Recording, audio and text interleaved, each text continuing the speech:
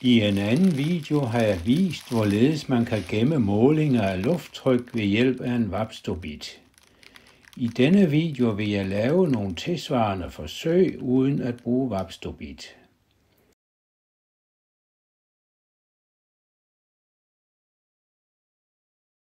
Lufttryk kan måles med et barometer.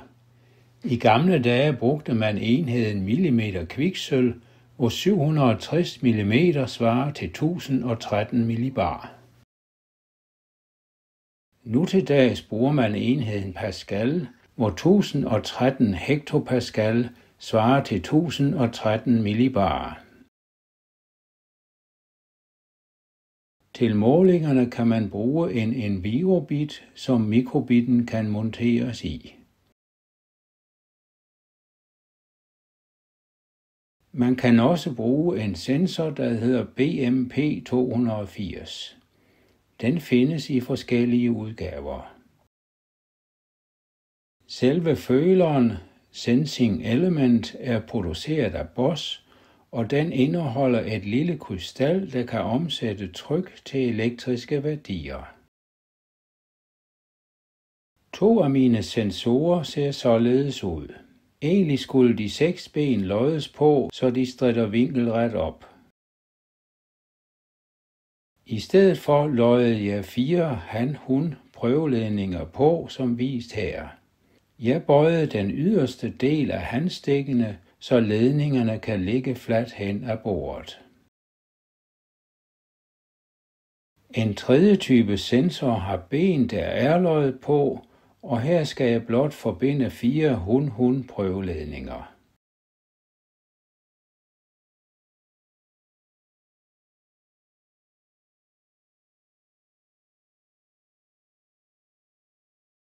Hvis man bruger en løs sensor, skal man montere mikrobitten i et breakout board, så man kan forbinde føleren til 3 volt, 0 volt samt til ben 19 og 20. Hvad enten man bruger en løs sensor eller en Envirobit, skal man hente en programudvidelse, der hedder Envirobit.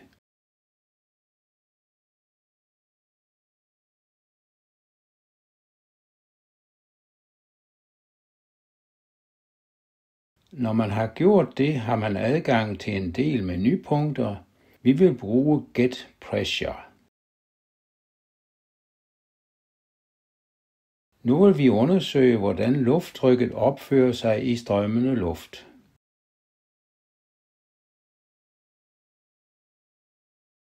Vi starter med dette program, som skal vise de målte værdier ved hjælp af mikrobittens lysdioder. For at vi kan få øje på trykforskellene, er det nødvendigt at omsætte værdierne ved at mappe dem som vist her.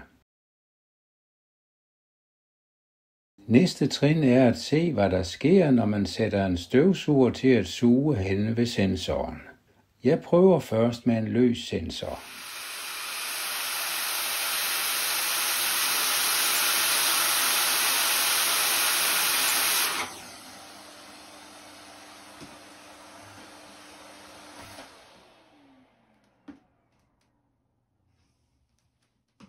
Og her prøver jeg med en Envirobit.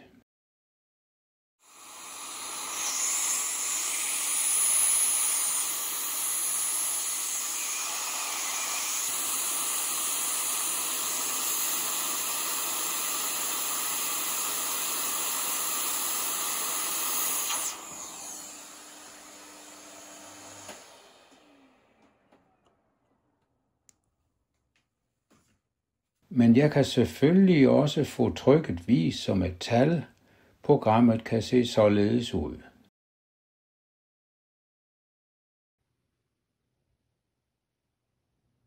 Men nu vil jeg vise en opstilling, hvormed man kan få vist alle 4 cifre ved hjælp af 5 mikrobits. Den mikrobit, der laver målingen, skal forsynes med dette program. Det bruger radiofunktionen til at sende de enkelte cifre videre til de 4 andre mikrobits.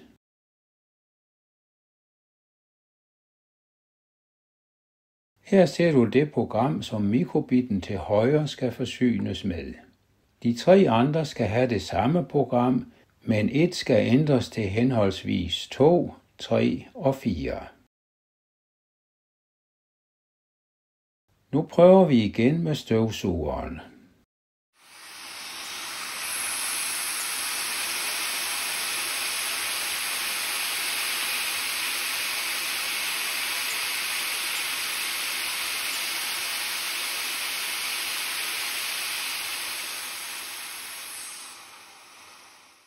En boomerang som den her har en plan side og en buet side.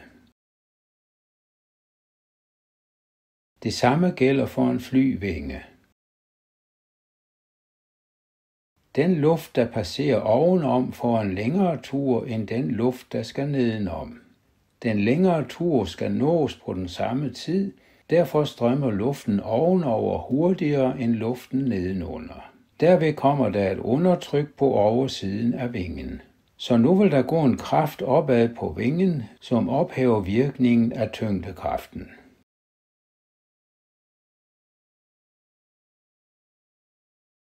Nu vil jeg undersøge sammenhængen mellem lufttryk og rumfang. Jeg starter med at putte en viobitten i en plastikpose, som jeg lukker tæt til. Når jeg trykker på den, stiger trykket inde i posen.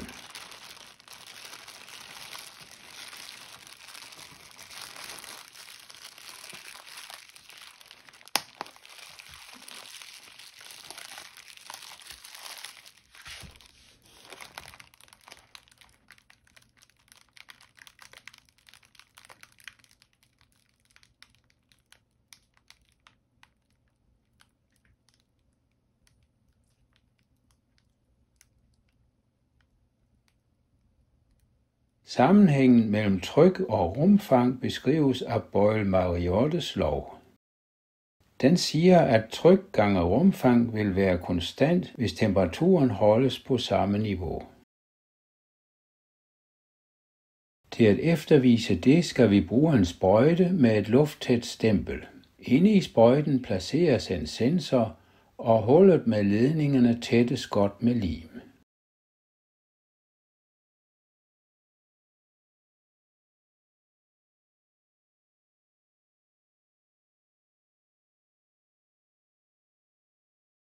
Nu ændrer jeg rumfanget og noterer det tilhørende tryk.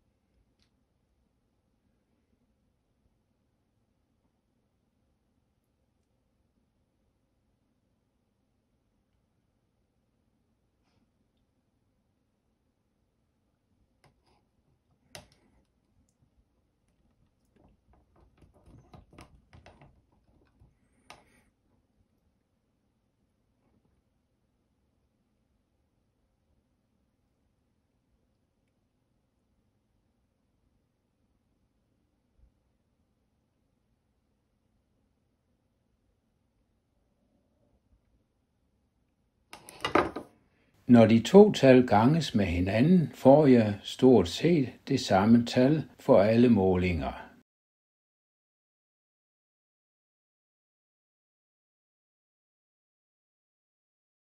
Så er vi nået til at undersøge sammenhængen mellem tryk og temperatur.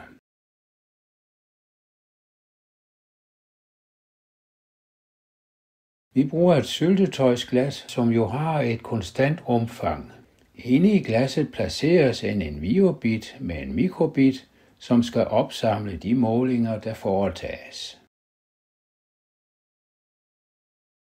Programmet ser således ud.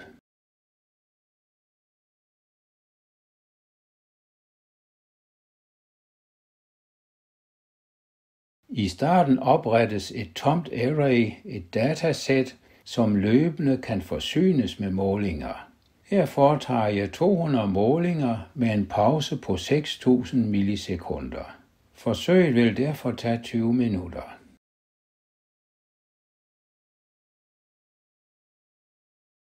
Meningen er så, at de opsamlede målinger ved hjælp af radiofunktionen skal afleveres til en anden mikrobit, når man trykker på knap B. Den anden mikrobit skal have dette program og skal parres med en computer eller forbindes til den med et USB-kabel. Computeren skal så opsamle målingerne, tegne en graf og aflevere tallene i et regneark. Her er sender og modtager placeret ved siden af hinanden. Jeg trykker på knap B og afventer, at displayet viser en firkant som tegn på, at overførslen er færdig. På computeren ser det således ud.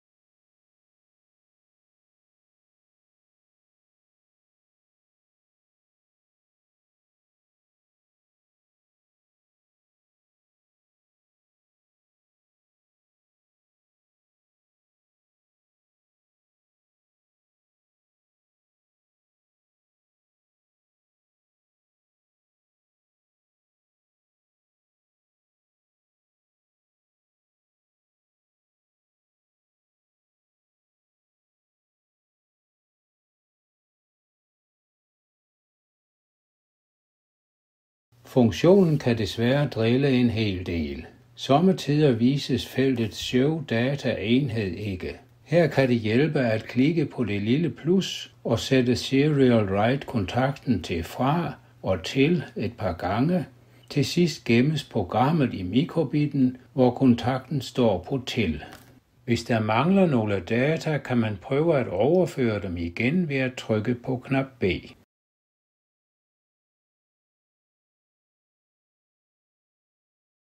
I mit forsøg har jeg lagt syltetøjsglasset på en radiator i 7-8 minutter. Herefter lagde jeg det i en fryser i 7-8 minutter. Til sidst skruede jeg låget af. Som du ser, stiger trykket ved en højere temperatur, og det falder ved en lavere temperatur. Jeg har tidligere lavet en video om sammenhængen mellem højde og lufttryk. Du kan finde linket i kommentarerne herunder.